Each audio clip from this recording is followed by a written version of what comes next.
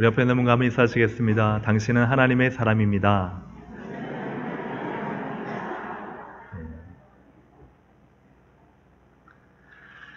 제가 오늘은 하나님의 마음과 창조적 도전이라는 제목으로 함께 말씀을 나누고자 합니다. 여러분 혹시 알파고 기억나시나요? 네, 알파고.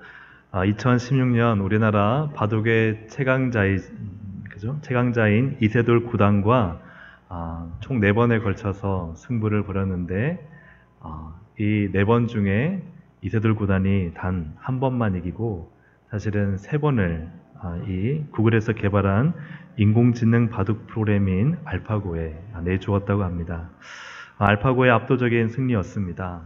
이를 통해서 우리가 인공지능이 얼마나 많이 발전했는가, 그 기술이 얼마나 대단한가 하는 것들을 경험해서 아마 아실 거고, 이제는 이 알파고가 훨씬 더 많이 발전돼서 거의 누가 이 알파고를 대적해서 이길 수 있을까 할 정도로 인공지능이 굉장히 많이 발달을 했습니다.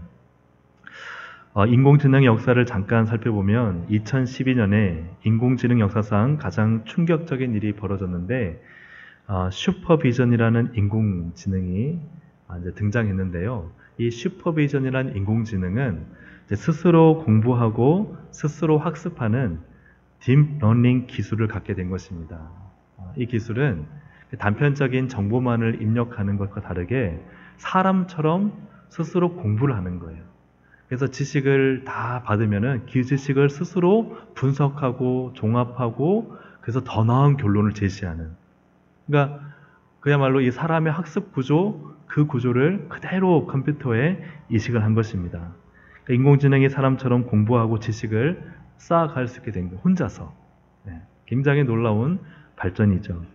2013년에 인공지능 켄쇼라는 것이 있는데, 이 켄쇼는 미국 월스트리트 금융권에서 가장 많은 연봉을 받던 600명이 한 달 가까이 일해야 처리할 수 있는 일을 고작 3시간 20분 만에 끝냈습니다.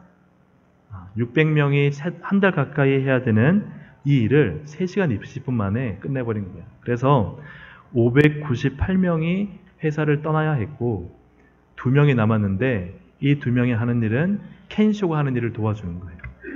인공지능이 하는 일을 도와주는 그런 역할로 2명이 남게 되었다. 인공지능 왓슨이라고 아마 들어보셨는지 모르겠습니다. 인공지능 의사인데, 이 인공지능 왓슨은 사람이 아닙니다. 사람이 아니고 왓슨이라는 이제 인공지능, 또 뭘 기술이라 해야 될까요? 아니 컴퓨터라 해야 될까요? 이제 의학 공부를 시작했는데 8,500개 이상의 의료기관이 축적한 모든 의료 정보와 120만 편 이상의 의학 논문, 400만 건 이상의 제약 특허, 1억 명 이상의 환자 정보, 2억 명 이상의 생체 정보, 300억 장 이상의 의료 이미지, 즉 의료 이미지는 엑스레이나 MRI나 CT 촬영한 그 이미지 파일을 다 공부를 한 거예요. 그래서 사람이 이 정도 공부할 수 있을까요? 못하죠. 그러니까 이 모든 정보가 담긴 왓슨이 진단을 하면요, 거의 95% 안팎으로 오진이 거의 없습니다. 사람보다 훨씬 더 나은 정확한 진단을 한다. 그런 결과들이 있습니다. 앞으로 인공지능이 금융과 의사와 변호사, 판사, 교사, 회계사, 공무원 등 사람이 하는 많은 일을 대체할 것입니다. 왜냐하면 이 인공지능은 쉬지 않거든요. 24시간 일하기 때문에 그 모든 정보가 쌓이면 쌓일수록 사람보다 훨씬 더 뛰어날 수밖에 없고, 어떤 결과를 도출해내는데도 단 몇 초가 걸리지 않는 거예요. 그러니 앞으로 5년 뒤, 10년 뒤, 15년 뒤에 이 인공지능이 우리의 삶에 끼치는 영향력은 대단할까요? 대단하지 않을까요? 대단할 겁니다. 대단할 거예요. 그러니까 우리 자녀들이 살아가는 세대는요, 이 인공지능을 결코 무시할 수 없고, 많은 사람들이 준비했던, 미래를 보지 못하고 준비했던 그 일을 갖지 못하게 될 거예요. 왜 그럴까요? 인공지능이 그 자리를 차지했기 때문에 그렇습니다. 어떤 분은 이렇게 물을 겁니다. 이건 외국의 일이 아닙니까? 근데 우리나라에서 한국고용정보원에서 2017년에 기술 변화에 따른 일자리 영향 연구라는 제목의 보고서를 발표했는데, 의사 업무의 33.3%가 2025년에 인공지능에 의해 대체될 것이고 의사 업무의 70%가 2030년에 대체가 될 것이고 약사 업무의 84%가 2030년에 인공지능에 의해 대체될 것이고 판검사 업무의 34.5%는 2025년, 58.6%는 2030년에 대체될 것이고 2025년에는 국내 일자리의 60% 이상이 인공지능에 의해 대체된다라는 연구 결과를 내놓았습니다. 여러분 처음 듣는 얘기죠, 그죠? 네. 그러니까 우리가 지금 살아가고 있는 좀 이렇게 연세가 있으시고 지금 어느 정도의 직장을 가지고 계신 분들은 그래도 좀 괜찮아요. 근데 앞으로 우리 젊은이들 또 우리의 자녀들이 살아갈 시대는 이 인공지능을 결코 소홀히 하거나 무시할 수 없는 그런 상황이 앞으로 올 것입니다. 앞으로 10년 뒤, 15년 뒤는 전혀 다른 세상일 수 있는데 이 내용과 함께 또 제가 쭉 책을 읽으면서 그 에이트라는 이지성 작가가 쓴 책에서 그렇다면 앞으로 우리가 어떻게 자녀들을 교육하고 어떻게 미래를 준비해야 될 것인가 하는 데 있어서 이분이 두 가지를 제안합니다. 무엇이 우리에게 앞으로 필요한가? 첫 번째는 공감 능력이 필요하다. 두 번째는 창조적 상상력이 필요하다. 이를 한마디로 표현하면 지혜라 할 수 있는 것이죠. 그래서 인공지능은 많은 지식과 기술과 정보를 습득할 수 있지만 인공지능은 지혜가 없잖아요. 그러니까 이 지혜의 영역을 우리가 잘 준비하고 개발해야 앞으로 다가올 인공지능 시대를 앞서 나갈 수 있다, 준비할 수 있다. 그런 이야기를 이 에이트라는 책에서 하고 있습니다. 인공지능이 앞으로 사람의 일을 많이 대처하게 될 텐데 우리의 교육과 우리의 삶은 그렇다면 어디를 향해야 하는가? 그것은 바로 인간다움을 향해야 한다 하는 것이죠. 저는 앞으로 일어날 일들이 앞에 있는 조사에 의해서 그대로 일어날지는 모르겠습니다. 하지만 분명하게 그 방향으로 흘러가고 있는 건 맞는 것 같습니다. 그렇다면은 내가 그냥 단순한 기술을 가지고 단순한 지식을 가지고 단순한 경험을 가지고 살아갈 수 있는 시대가 이제는 아니라는 거예요. 그럼 그 기술과 지식과 경험에 무엇이 있어야 되느냐? 인간다움이 있어야 되는 것이죠. 인간만의 특별함, 사람만의 특별함이 우리 자녀들에게 양육 가운데 훈련되어지고 준비되어져야 한다는 거예요. 그게 공감의 능력과 창조적 상상력이다. 그래서 그것에 대해서 좀 궁금하신 분들은 인공지능에 관련된 책들을 좀 사서 자녀들 교육하기 위해서 읽어보시면 좀 좋을 것 같습니다. 인간다움에 대해서 우리가 한번 생각을 하면서 저는 지난 한 주간 그렇다면 우리의 성도다움이 무엇이고 교회다움이 무엇인가를 좀 생각해 봤어요. 성도답다는 게 무엇이고 교회답다는 게 무엇일까? 그렇게 보니까요. 인간다움이랑은 좀 다른 영적인 차원이긴 하지만 비슷한 면이 많더라고요. 그래서 저는 오늘 그것이 바로 오늘 말씀의 제목처럼 하나님의 마음과 창조적 도전이다 라고 규정을 해봤습니다. 오늘 말씀 우리가 잘 아는 것처럼 오병이어의 기적이지 않습니까? 근데 예수님께서 많은 병자들을 고치시고 또 예수님께서 이 많은 사람들을 먹이시는데요. 그 마음의 동기가 있습니다. 그것은 바로 예수님이 불쌍히 여기셨다 하는 것입니다. 14절 말씀을 함께 읽어보겠습니다. 14절 시작. 예수께서 나오사 큰 무리를 보시고 불쌍히 여기사 그 중에 있는 병자를 고쳐주시니라. 아멘. 마음이라는 거죠. 마음이 어떤 마음이에요? 불쌍히 여기는 마음이라는 것입니다. 예수님은 마음으로 사역하셨습니다. 마음이 중요하지 않습니까? 앞에서 말씀드렸던 이 에이트란 책에서 이지성 작가는 그가 제시한 첫 번째 공감 능력이 필요하다 하는 것이 무엇인가? 이 공감 능력은 타인의 생각과 감정을 타인의 입장에서 느끼고 이해할 줄 알고 이를 행동으로 옮기는 능력이에요. 그러니까 다른 사람의 아픔과 또 마음과 상처와 그분에 대해서 알아가는 거예요. 기계는 절대 알 수 없죠. 하지만 사람은 눈빛으로 또 그 사람의 표정으로 그 사람의 말투로 또 그분의 말의 내용으로 알 수 있습니다. 이것이 공감 능력이라는 거예요. 앞으로 이 시대를 지배하며 훌륭한 지도자로 또 그의 삶의 영역에서 쓰임받는, 또 귀하게 쓰임받는 일꾼은 누구냐면 이 공감 능력이 있는 사람이다 하는 것이죠. 마음과 마음이 만나서 같은 마음이 되어져 가는 것들이 너무나 중요합니다. 공감 능력은 마음의 영역이고 마음의 힘이죠. 우리가 쉽게 하는 말로 마음 먹기에 달렸다 하잖아요. 그래서 사실은 못해서 못하는 게 아니지 않습니까? 우리가 대부분요, 보면은 못해서 못하는, 저 못해요. 못해서 못하는 게 아니에요. 안 해서 못하는 거죠. 마음을 안 먹어서 안 하는 것 아니겠습니까? 그러니까 내가 마음을 먹으면요, 할 수 있어요. 근데 내가 마음을 먹지 않는 거예요. 마음을 먹지 않으니까 나는 못한다라고 생각을 하는 것이죠. 내가 마음만 먹으면요, 얼마든지 할 수 있습니다. 우리는 하나님이 전능하신 하나님이십니다. 내게 도움을 주시고 못하는 것도 하게 하시고 불가능한 것도 가능하게 하십니다라는 말을 하면서요, 안 하려고 그래요. 못한다고 생각을 해요. 왜요? 내 마음이요, 안 하기로 마음 먹은 거예요. 내 마음이 안 하기로 마음 먹으니까 다 못하겠고 하기 싫고 받아들이지 못하는 거예요. 그래서 마음 먹기에 달린 것입니다. 하나님은 사람에게 마음을 주셨습니다. 그런데 죄로 말미암아 그 마음이 더러워지고 그 마음이 상처났습니다. 로마서 1장 28절부터 31절까지를 보시면 또한 그들이 마음에 하나님 두기를 싫어하며 하나님께서 그들을 그 상실한 마음대로 내버려 두사 합당하지 못한 일을 하게 하셨으니 곧 모든 불의, 추악, 탐욕, 악의가 가득한 자요, 시기, 살인, 분쟁, 사기, 악독이 가득한 자요, 수군수군하는 자요, 비방하는 자요, 하나님께서 미워하시는 자요, 능욕하는 자요, 교만한 자요, 자랑하는 자요, 악을 도모하는 자요, 부모를 거역하는 자요, 우매한 자요, 배역하는 자요, 무정한 자요, 무자비한 자라.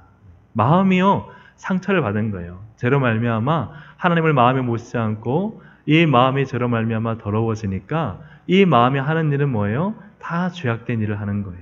다 하나님께서 싫어하시는 일들을 하는 것이죠. 하나님은 이 죄악된 마음을 바로 예수님을 통해서 고치고 회복시키신 줄로 믿습니다.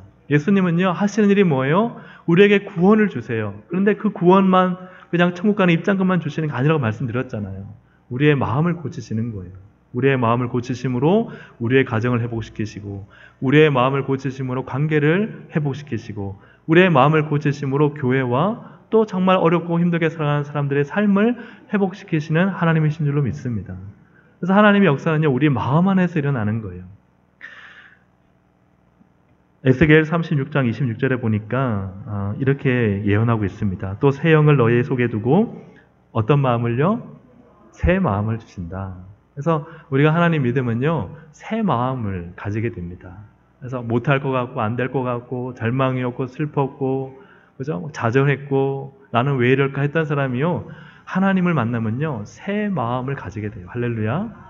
그래서 아마 이 예배당에 올라오기 전에도 아유, 오늘 이렇게 힘든데 그냥 하루 쉬지 뭐 하는 마음을 갖기도 하셨을 거고, 어떤 분은 정말 너무 힘들다. 너무너무 힘들다. 참 너무 고통스럽고 내가 왜 예배를 드려야 되는지 모르겠다. 왜 하나님 살아계시다면 왜 나한테 이런 시련을 주신지 모르겠다 하고 올라왔어도 하나님이 여기 앉아 있으면요, 어떤 마음을 주세요? 새 마음을 주시는 거예요. 할렐루야. 왠지 어딘가 모르게 힘이 생기고 평안이 다가오고, 하나님 나를 사랑하시는구나, 나와 함께 하셨구나 하는 것들을 느끼게 되는 것이죠. 하나님은 우리 가운데 새 마음을 주셔서 육신에서 굳은 마음을 제하고 어떤 마음은요? 부드러운 마음을 주십니다. 부드러운 마음, 순종하는 마음, 그분을 기대하는 마음, 설레는 마음, 새롭게 소망을 가지고 나아갈 수 있는 마음, 그죠? 딱딱한 모든 마음을 다 버리고 진짜 하나님을 향해서 순수하고 맑은 마음으로 이렇게 주님께 나아갈 수 있는 것, 바로 주님이 새 마음을 주셨기 때문인 줄로 믿습니다. 누구를 통해서요? 예수 그리스도를 통해서. 그래서 예수님은 이렇게 말씀하십니다. 마태복음 11장 29절에 같이 한번 읽어볼까요? 나는 마음이 온유하고 겸손하니 나의 멍에를 메고 내게 배우라. 그리하면 너희 마음이 쉼을 얻으리니. 아멘. 우리가 예수 믿으면서요, 주님 마음을 닮아가면요, 마음이 편안하고 모든 짐이 내려지고, 그래서 그래서 주님 마음이 내 안에 부어질 때 우리 안에 새로운 생명과 소망의 싹이 틔어지는 줄로 믿습니다. 예수님은 불쌍히 여기는 마음으로 병자를 고치시고 수천 명, 어떻게 보면 어떤 학자는 2만 명 정도가 모인 그 수많은 사람들을 그냥 아유 나는 돈 없으니까 나는 이것저것 너희들 해줄 게 없으니까 뭐 굶든지 말든지 너희들이 알아서 빨리 집으로 가라 그렇게 보내지 않으셨다는 거예요. 주님은 그들을 불쌍히 여기셨어요. 이 불쌍히 한다는 말은 다른 말로 하면 사랑하셨다는 거예요. 주님은 사명을 기계적으로 하지 않으셨습니다. 주님은 사명을 의무적으로 하지 않으셨습니다. 율법적으로 하지 않으셨고 형식적으로 하지 않으셨어요. 왜요? 마음이 있으셨기 때문에. 요한복음 13장 1절에 보면 6월절 전에 예수께서 자기가 세상을 떠나 아버지께로 돌아가실 때가 이른 줄 아시고 세상에 있는 자기 사람들을 사랑하시되 끝까지 사랑하시느니라. 예수님은 제자를 양육할 때요. 지식으로 하지 않으셨어요. 이거 정보야, 지식이야, 기술이야, 배워. 너희들도 한 명이 10명 낳아야 돼. 기술로 가르치지 않으셨어요. 주님은 제자들을 사랑하셨어요. 사랑이 그 제자들을 주님을 위해 목숨을 바치는 순교자로 세우게 하신 줄로 믿습니다. 왜요? 다 예수를 배반하고 떠났어요. 떠났는데도 예수님은 찾아오시잖아요. 그리고 또 떠났어요. 또 다시 갈릴리 바다로 가서 그물질하니까 또 예수님은 찾아오시잖아요. 그리고 마지막 베드로에게 물으시잖아요. 다른 사람은 그냥 도망간 것뿐인데 베드로는 예수님을 3번이나 입술로 부인했잖아요. 그에게 3번 기회를 주잖아요. 너 나를 사랑하느냐? 너 나를 사랑하느냐? 나를 사랑하느냐? 주님은 3번 기회를 주심으로 베드로를 회복시키시고 끝까지 내가 너를 사랑한다 하는 것을 보여주시잖아요. 그러므로 우리의 사역은요, 마음의 사역이 되어야 될 줄로 믿습니다. 어제 날짜 국민일보 미션 라이프 보니까요, 이화여대 교수와 동문들이 세운 아시아 교육봉사회라는 이야기가 실렸습니다. 아시아 교육봉사회에 대한 이야기가 실렸는데 이 아시아 교육봉사회는 이화여대 교수들과 동문들이 중심이 되어서 복음의 빚진 자로 값없이 사랑을 나눠주기 위해서 이 아시아의 어려운 곳에 교육봉사를 하는 거예요. 그래서 2007년에 캄보디아에요. 약 27만 평의 학교 부지를 구입했다고 합니다. 27만 평이면 어마어마하죠. 이야기하기로는 이화여대 그 부지보다 훨씬 더 큰 학교 부지를 구입해서 지금 여기에 유치원과 초중 고등학교가 다 세워져 있고 병원까지 세워져 있다고 해요. 참 이 일을 이 아시아 교육봉사회가 한 것입니다. 그런데 여기에 그런 내용이 있는 거예요. 봉사회 교수들이 이 학교 부지 27만 평을 구입하기 위해서요 1억 원씩을 대출받았다 그래요. 이런 원씩을 어렵게 대출을 받아서 그 기금을 마련해서 그 땅을 샀다.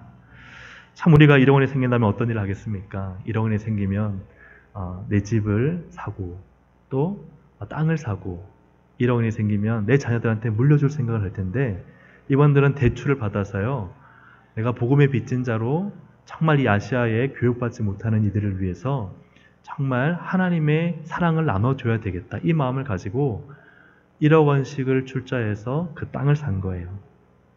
이 봉사회 회장이 말하기를 이렇게 말합니다. 100년 뒤 이화스렁 학교, 이 학교 이름이 이화스렁 학교인데요. 이화스렁 학교에서 캄보디아를 이끌 지도자들이 배출되길 바라는 마음을 담아 넓은 부지를 구입했습니다. 상식적으로 보면은 여러분 한 몇십억을 가진 사람이 하자 그러면 할 수 있는 일이라고 생각하지만 그러나 마음이 있으니까 되는 거예요. 마음이 있으니까.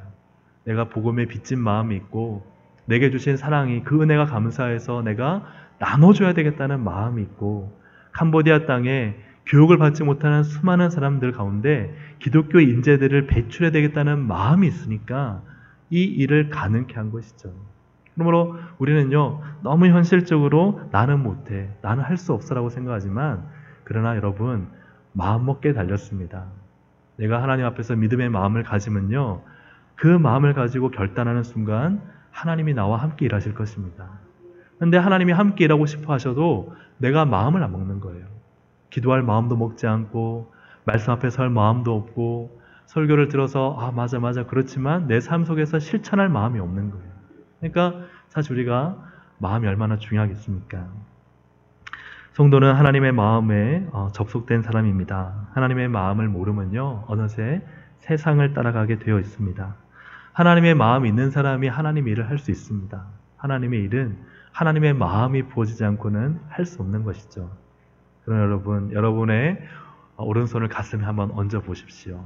올려보시고 나에게는 하나님의 마음이 있는가를 한번 물어보세요.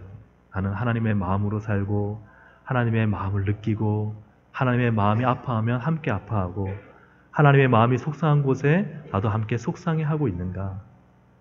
여러분 어떻습니까? 여러분 마음 가운데 자식에 대한 마음은 엄청나고 남편에 대한 마음은 엄청나고 아내에 대한 마음은 엄청나고 재물에 대한 마음은 엄청난데 하나님의 마음은 비집고 들어올 틈이 없어서 그죠? 쫓겨나 계신지 아닌지 손을 내리셔도 됩니다. 사랑하는 여러분, 우리가 하나님 마음과 연결되도록 하나님 우리를 부르셨습니다. 믿으십니까? 그 마음이 하나님과 연결될 때 하나님은 우리를 통해서 일하시는 거예요. 근데 내가 아무리 열심히 일하고 애쓰고 내가 가지고 있는 지식과 정보와 기술과 경험으로 주의 일을 한다고 하지만 주님과 마음이 연결되어 있지 않으면 주의 일을 하는 것이 아닙니다. 그러니까 앞으로 우리가 살아갈 시대에는 이 마음이 더 중요한 시대가 될 것입니다. 산업혁명 시대에 여러 가지 정보와 기술 시대 때는 여러분 내가 갖고 있는 정보와 지식과 기술과 또 내 손재주와 이런 모든 것을 살아갈 수 있었지만 앞으로 우리 자녀들이 살아갈 시대는 마음이 중요한 시대예요. 오늘날 마음 하나면요 수억 원이 모입니다. 여러분 아닌 것 같죠?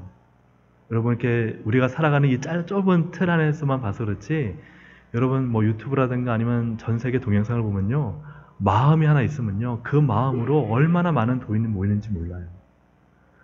그런 시대를 우리가 살아가고 있습니다. 그러니까 이제는 우리 자녀들이 그냥 한 가지 기술 가지고 또 공부한 그 졸업장 가지고 살아갈 수 없는 시대예요. 그러니까 무엇을 키워야 될 것인가? 우리 신앙도 마찬가지다. 그렇게 생각을 합니다. 두 번째로는 창조적 도전입니다. 예수님은요 어떤 일에 도전하시느냐? 불가능한 일에 도전하세요. 여러분 그렇지 않습니까? 이 많은 사람 어떻게 먹일 수 있어요? 남자만 5,000명이니까 아이들과 여자까지 합치면은 한 2만 명 정도. 그죠? 그런 수많은 사람을 먹일 수 있는 방법은 불가능한 일입니다. 왜냐하면 돈도 없고 식당도 없고 식당이 있다 하더라도 그 많은 사람을 먹일 만한 음식도 없습니다. 그러니 이것은 불가능한 일입니다. 불가능한 일을 만날 때 사람들은 주로 4가지 방법을 취합니다. 첫째는 포기합니다. 아예 생각조차 하지 않죠. 이건 도저히 안 되는 일이다. 못 박아버립니다. 그런 사람이 있습니다. 두 번째 사람은요. 인간적인 모든 수단과 방법을 동원합니다. 하는 데까지 해보자. 왜요? 불가능한 거 알지만 나중에 후회하지 않으려고. 인간적으로 볼 때 후회하지 않으려고 인간적인 방법과 수단을 동원합니다. 세 번째로는요. 기도만 합니다. 그래서 하나님 불가능합니다. 기도만 할게요 하고 그것을 제가 평가절하하는 건 아니지만 단지 기도만 하는 것도 사실은 하나님이 사인을 주시는데 행동을 취하지 않고 기도만 하는 것도 사실은 어느 정도 신앙에 한계가 있다고 생각을 합니다. 그 다음에 4번째 사람은요. 하나님께 기도하고 행동을 취합니다.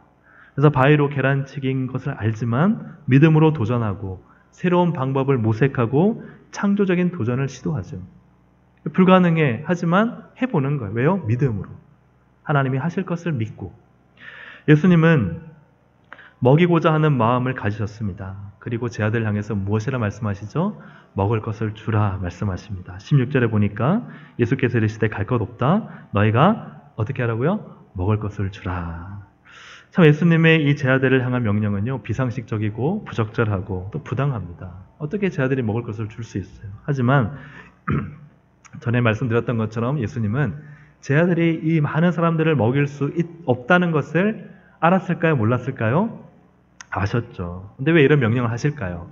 이 창조적인 사역에 너희도 동참하라는 것이죠. 내가 할 것이다. 우리 주님이 아십니다. 주님이 아시지만 주님은 우리에게 동참을 요구하시는 거예요. 주님은 하나님의 거룩한 사역에 우리를 동참시키셔서 함께 하자는 거예요. 주님 불가능해요. 불가능해요. 그래서 어떤 제자는요. 이 계산기를 들고 두드리는 제자가 있습니다. 계산기 자판을 두드려 보니까 요한복음 6장 7절에 보니까 빌립이 대답하되 각 사람으로 조금씩 받게 할지라도 200데나리온의 떡이 부족하리이다. 참 똑똑한 사람이에요. 그 짧은 순간에요. 인공지능 그죠? 알파고처럼 계산을 두드득 두드려서 네, 바로바로 계산이 나오는 사람. 그래서 너무 계산이 빠른 것도요, 하나님께 쓰임받지 못하더라고요. 너무 계산이 빠르면 하나님이 하실 일을 막아버리더라고요. 그래서 빌립이 그런 사람이에요. 계산이 빠르니까 현실적으로 안 됩니다. 불가능합니다. 자판 가져오세요. 계산기 가져오세요. 예, 예산, 지출 우리 다 확인합시다. 결산 확인합시다. 그리고 그 범위 안에서만 계속 계산을 두드리면 하나님의 하실 영역이 전혀 없습니다. 턱없이 부족한 떡 5개와 물고기 2마리를 가져온 제자가 있었죠. 17절에 보시니까 오늘 본문입니다. 17절 함께 읽어보겠습니다. 성경을 보시면서 좀 읽어보셔야 될 것 같아요. 17절 말씀에 제 아들이 이르되 여기 우리에게 있는 것은 떡 5개와 물고기 2마리 뿐이니이다. 아멘. 여기 우리에게 있는 것은 이란 말은요, 굉장히 인간의 한계 상황 속에 있는 거죠. 나는 제한된 상황 속에서 겨우 가지고 있는 것 이것밖에 없어요 라는 것이 사실은 이 떡 5개와 물고기 2마리를 가지고 온 사람들의 좀 실망하는, 그죠? 좌절 가운데 있는 목소리입니다. 하지만 그들이 주님의 사역에 동참함으로써 그들은 놀라운 역사를 경험하게 됩니다. 마태복음 14장 20절 21절 함께 읽어볼까요? 다 배불리 먹고 남은 조각을 12바구니에 차게 거두었으며 먹은 사람은 여자와 어린이 외에 5,000명이나 되었더라. 사랑하는 여러분, 주님이 하신 줄로 믿습니다. 성도의 성도담은 무엇이고 교회의 교회담은 무엇일까요? 그것은 주님이 하시는 것이에요. 우리는 세상의 기업으로 우리 교회를 결코 정의해서는 안 됩니다. 믿지 않는 사람들의 가정 경제를 우리의 교회 경제에 가져와서도 안 되고, 그렇다고 해서 우리가 하나님 주실 것을 믿고 마음껏 막 무조건 막 펑펑 쓰라는 것도 아니에요. 그러면 주님이 매일마다 오병이어를 주셨겠죠. 그러나 그것이 아닙니다. 하나님의 거룩한 사역을 위해 주님의 마음을 읽었을 때, 이게 정말 하나님께서 원하시는 마음이라는 걸 알았을 때는요, 그것이 불가능해 보일지라도 동참하면 누가 하세요? 하나님이 하신다는 거예요. 우리 가정이, 우리 지난 다니엘 기도회 때 들었지 않습니까? 한 가정이요, 10명의 아버지가 10명의 선교사님을 후원하는데 그것도 모자라서 20명이 되고 30명이 되는 거예요. 여러분 들어서 알고 계시죠? 그렇게 되는데, 여러분, 나는 하나님의 사역에 동참하는 이 일이 내가 돈이 막 엄청나게 많아서 집에 쌓아둔 금고에 돈이 많아서 하는 일이 모르겠는데, 그 아들의 고백이 아버지의 수입은 고정적이고 시간이 갈수록 아버지의 수입은 줄어가는데 계속해서 일을 벌리는 거예요. 왜 벌릴까요? 왜 벌릴까요? 하나님의 마음이 거기 있기 때문이에요. 하나님의 마음이 선교에 있고 그 선교사님을 돕는 데 있으니까요, 드리는 거예요. 인간적으로 볼 때는요, 집사님, 장로님, 권사님 정도껏 해. 아니 지금 어떻게 지금 자녀들 그렇게 먹을 것도 없고 제대로 된 옷 한 벌 못 입혀주면서 어떻게 그런 일을 해? 라고 말할 수 있지만, 하나님의 마음이 그 아버지에게 부어지고 그 아버지의 마음이 그 자녀에게 부어지니까 그 아들들도 하는 거예요. 그리고 그 아들이 얼마나 하나님의 놀랍고도 큰 복을 받습니까? 여러분, 이것이 성도다움이고 이게 교회다움 아니겠습니까? 우리가 성도라고 하면서 또 교회라고 하면서요, 인간적인 계산에 매여가지고 할 수 있는 현실의 영역 가운데 갇혀서 하나님이 주시는 마음을 알면서도 하지 않으면요, 그건 교회가 아닙니다. 그건 성도가 아니에요. 하나님께서 주시는 마음을 우리가 받았을 때 그 마음을 아멘 순종하고 주님의 사역에 동참하면 누가 하세요? 주님이 하시는 거예요. 하나님이 하시는 것입니다. 이 말씀 바로 다음에 베드로가 물 위를 걷는 사건이 나오지 않습니까? 베드로도 이제 마음에 힘이 생긴 거예요. 그 강풍에 죽겠다 하고 누가 걸어오자 귀신이다 했던 이 베드로와 제자들 가운데 이 베드로가요, 예수님의 그 물 위를 걸어오신 걸 보고 마음에 힘이 생긴 거예요. 나도 걷고 싶다. 걸을 수 있다. 그리고 주님께 요청하지 않습니까? 저도 걷게 해주십시오. 오케이, 걸어오라. 그러자 베드로가 어떻게 합니까? 물 위를 걸어갑니다. 여러분, 이거는 아무나 할 수 있는 일이 아닙니다. 일상적인 도전이 아니에요. 평범한 도전이 아닙니다. 이것은 창조적인 도전입니다. 나도 물 위를 걷고 싶다. 불가능한 일이죠. 도저히 인간으로서는 상식 밖의 일입니다. 그것을 생각하면요, 부모들은 자녀들을 꾸짖을 거예요. 너 왜 그러냐고. 왜 그런 생각하냐고. 근데 여러분 그거 아십니까? 왜 그런 생각하냐? 왜 그렇게 하려고 하냐? 왜 학교를 중퇴하고 사업을 하냐? 이런 자녀들이요, 나중에 다 잘 되더라고요. 큰 대기업을 보면요, 제대로 이렇게 정상적인 학교 과정이라든가, 물론 뭐 학교 수료해서 하시는 분도 있지만 대부분 뭐 빌 게이츠라든가 우리가 잘 아는 이런 사람들 보면요, 다 뭔가 어떤 꿈을 가지고 너 왜 이러냐, 도대체 이거 어떻게 하려고 하느냐 하는 그런 일에 도전해서 다른 사람보다 앞서서 그 일을 함으로써 큰 일을 이룬 사람들을 우리가 많이 볼 수 있습니다. 제가 세상적인 성공을 우리의 신앙에 갖고 들어오는 것이 아니라 우리가 하나님을 믿는 것도 마찬가지지 않겠습니까? 좀 무모하지 않습니까? 좀 어떻게 되려고 하십니까? 하더라도요, 하나님의 마음을 주시고 그 일을 하면요, 누가 하게 하세요? 하나님이 하게 하실 줄로 믿습니다. 이건 제 간증이지만 제가 부임해서 이제 가을이 다가오면서 마음에 하나님 큰 부담이 있었어요. 그 부담은 뭐냐면은 이제 새생명 축제에 대한 부담입니다. 전도 축제에 대한. 그래서 굉장히 바쁜 시기를 저희가 보내고 있지 않습니까? 10월에 또 저희가 큰 또 은퇴식과 또 원로 추대와 담임 목사 위임식이 있었고, 또 계속해서 2020 사역 개발을 하고 있고, 그리고 연말이고, 참 바쁜데 제 마음 안에 한 가지 부담이 무엇이었느냐? 이 바쁜데 전도 축제를 해야 될까 말아야 될까? 그런 고민이 저한테 있었습니다. 참 많이 여러 가지로 성님들이 힘드실 텐데 내가 더 힘들게 하는 것이 아닐까? 이런저런 많은 생각이 있었지만, 그래도 하나님 기뻐하시는 게 뭐예요? 전도잖아요. 생명을 살리는 거잖아요. 복음을 전하는 것이지 않습니까? 그래서 해야 되겠다는 마음을 가지고 지난 주일에 우리가 가족 초청 추수 감사 예배를 드렸습니다. 저는 참 개인적으로 하나님의 은혜가 우리 가운데 있었고, 또 한 영혼들에게 예수 그리스도의 복음을 전할 수 있는 이 귀한 기회를 주님께서 정말 기뻐하셨다 믿습니다. 할렐루야, 아멘. 우리가 어떤 현실적인 장벽에 부딪히고 이런저런 인간적인 생각을 하면 못할 일들이 너무나 많아요. 이거 안 됩니다. 저거 안 됩니다. 하지만 이게 정말 하나님이 기뻐하신 일이 분명하다면 우리는 마음을 모아서 하나님의 일에 동참하면 하나님이 하시는 줄로 믿습니다. 그래서 한 분 한 분 되어져 가는 과정들이 다 너무너무 소중하게 행사와 또 환영과 또 참석하는 분들과 이 모든 것들이 너무 지난 주일에 아름답게 진행된 거예요. 그래서 만나는 분들마다 너무 좋았고 감사했다 하는 그런 고백들이 있어서 참 하나님이 하셨구나, 그렇게 저도 감사했습니다. 사랑하는 여러분, 베드로가 무모해 보이지만 창조적 도전을 할 때 하나님은 그를 물 위로 걷게 하십니다. 마태복음 14장 28절 29절에 베드로가 대답하여 이르되 주여 만일 주님이시거든 나를 명하사 물 위로 오라 하소서 하니 오라 하시니 베드로가 배에서 내려 물 위로 걸어서 예수께로 가되. 물론 그가 넘어지기도 했지만 그래도 그가 물 위를 걷는 최초의 사람, 예수님 말고 최초의 사람이 되었다는 것이죠.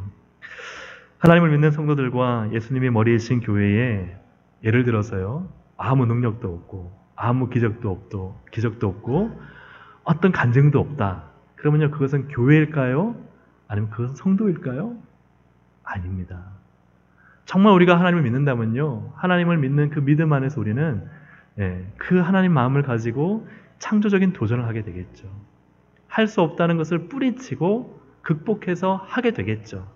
그러면 거기에 누가 일하실까요? 하나님이 일하시죠. 그러니 왜 하나님의 기적이 없겠습니까? 왜 하나님의 돌봄이 없겠습니까? 왜 하나님의 은혜가 없겠습니까? 그러면 우리가 하나님 마음과 연결되어져서 또한 하나님을 위해 창조적인 도전을 한다면 하나님은 반드시 우리와 함께 하시고 그가 기적을 경험하도록 하실 것입니다. 그가 하나님의 살아계심을 간증하도록 하실 것입니다. 그의 삶의 은혜의 기념비가 수없이 많이 생길 수 있도록 하나님은 역사하실 것입니다. 그 기적이 없고 그 은혜가 없고 그 기념비가 옛날에 까마득한 아주 고대 선사시대의 고인돌 같은 기념비라면 여러분, 그러면 우리는 회개해야 되죠. 주님, 제가 아버지의 마음이 없습니다. 하나님 마음 제게 없군요. 마음이 없으니까 창조적인 도전을 하지 못하는 거 아니겠습니까? 그러므로 사랑하는 여러분, 우리 가운데 마음의 힘을 가져야 할 줄로 믿습니다. 어떤 마음의 힘이냐? 세상은요, 공감 능력이라고 하지만 우리에게는 하나님을 공감하는, 하나님의 마음을 아는 이 마음의 힘이 우리 가운데 있어야 되겠어요. 그래서 기도할 때 하나님 마음 내게 주세요. 내게 주세요. 때로는요, 저도 기도하면요, 두렵고 떨려요. 하나님 마음을 진짜 나한테 주시면 어떻게 하지? 그런 마음이 들 때가 있습니다. 어떤 신부가요, 하나님을 보기 원합니다 하고 열심히 기도했어요. 근데 어느 날 기도하다가 죽어버렸어요. 깜짝 놀라서. 심장마비로. 왜요? 하나님 본 거예요. 하나님을 보게 해주세요. 그렇게 기도하다가 막상 하나님 보니까 깜짝 놀라서 심장마비로 죽어버렸대요.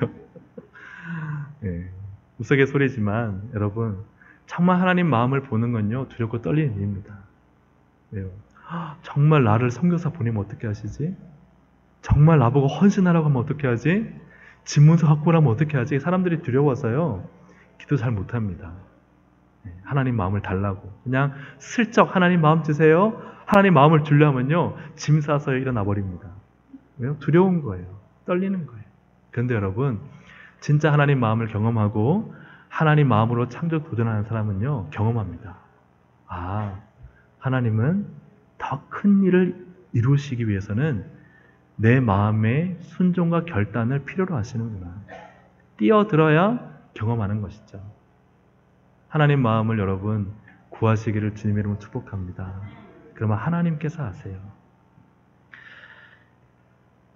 이 말씀을 제가 5월 12일 주일 오예배 때 이 본문으로 말씀을 드렸는데, 그때 한 가지 예화를 제가 들려드렸습니다. 오늘 이 예화와 함께 말씀을 맺고자 하는데요, 한 소녀의 이야기입니다. 이 소녀는요, 작은 예배당에서 예배를 드릴 수가 없어서 번호표를 받고 예배를 기다리는 한 아픈 소녀였습니다. 그런데 예배를 너무 드리고 싶지만 자기 번호가 오지 않는 거예요. 그래서 그만 예배를 드리지 못한 채 병으로 죽고 말았습니다. 아이가 죽어서 장례 절차 가운데 목사님이 그 아이 베개 밑에 있는 편지를 받게 되었습니다. 목사님께 쓴 편지가 아이의 베개 밑에 있었어요. 이런 내용이었습니다. 목사님, 저는 교회 가고 싶으나 예배실이 너무 좁아 자리가 나기를 기다리는 아이입니다. 먹고 싶은 것 사 먹지 않고 모은 돈을 드리니 이 돈으로 큰 예배당을 지어 모든 아이들이 함께 예배 드릴 수 있게 해주세요. 이렇게 편지를 써서 헌금을 드렸다면 그래도 아이가 한 1,000만 원은 모았지 않았을까. 아이가요, 드린 돈은요 57센트입니다. 지금 돈으로 환산하면 1,000원이 안 됩니다. 그 당시의 가치로 본다면 한 몇천 원에서 몇만 원 됐겠죠. 그걸 어떻게 예배당을 지어요? 근데 이 아이의 마음은요, 하나님의 마음, 하나님 우리 교회를 잘 지어서 정말 우리 기다리는 거 없이 예배 드리기 원합니다. 아이의 순수한 마음이요, 57센트면 이 예배당을 지을 수 있다고 생각한 거예요. 마치 떡 5개와 물고기 2마리처럼 하나님께 드린 거예요. 그래서 이 이야기를 교인들이 알게 돼서 자기 지갑을 열기 시작했습니다. 성도님들이 지갑을 열어서 하나님께 드렸어요. 그래서 교회와 교육관이 지어지고, 그리고 가난한 분들을 위한, 어려운 분들을 위한 병원도 지었습니다. 그리고 전 세계적으로 지학교랄까요? 지교를 갖고 있는 템플 대학교도 설립하게 되었습니다. 그것이 이제 57센트의 기적이다라는 이야기인데요. 여러분, 우리가 하나님 일을 하려면 뭔가 많은 것이 준비되어야 할 거라고 생각합니다. 근데 그렇지 않습니다. 하나님의 마음 주시면요, 첫 삽을 떠야 됩니다. 57센트든 오병이어든 순종해야 됩니다. 물리를 걸어가야 됩니다.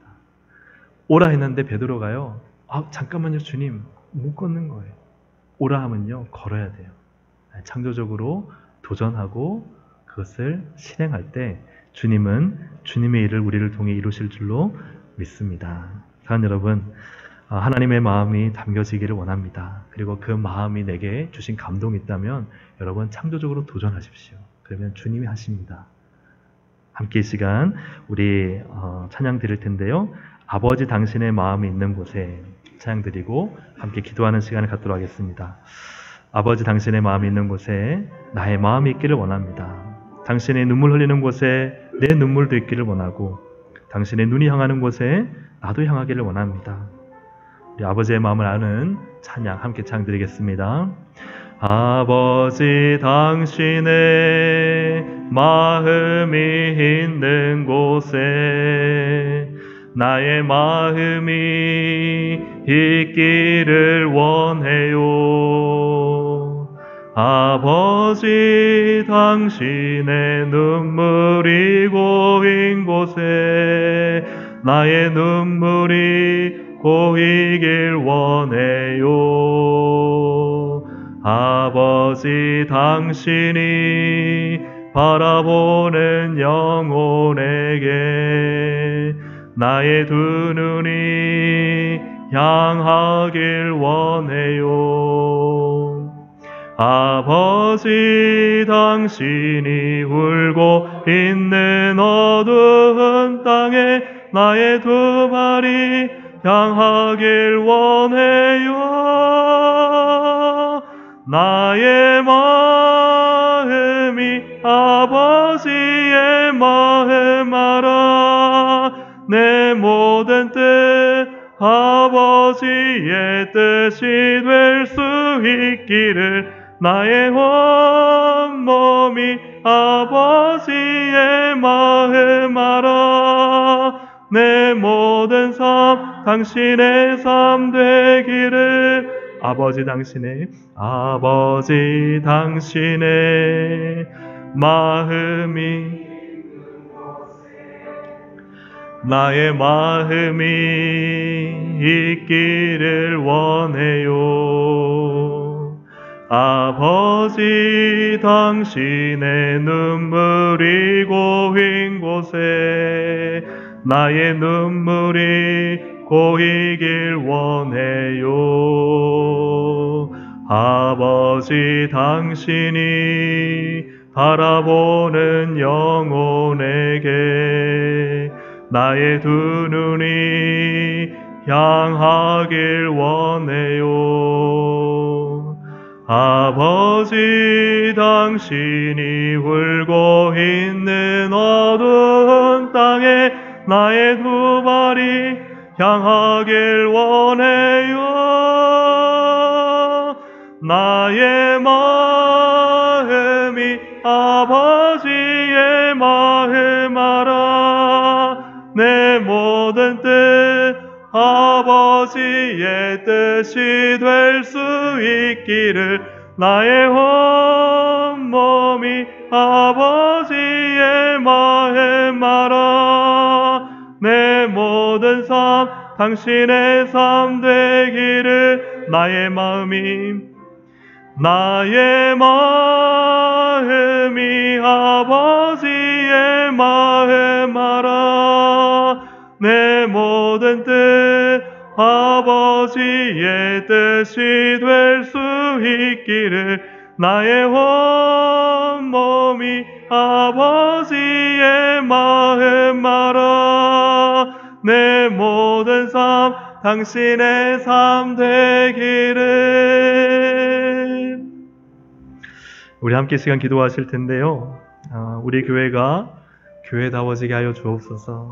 내가 성도로 성도다워지게 하여 주옵소서. 그것은 하나님의 마음을 아는 것입니다.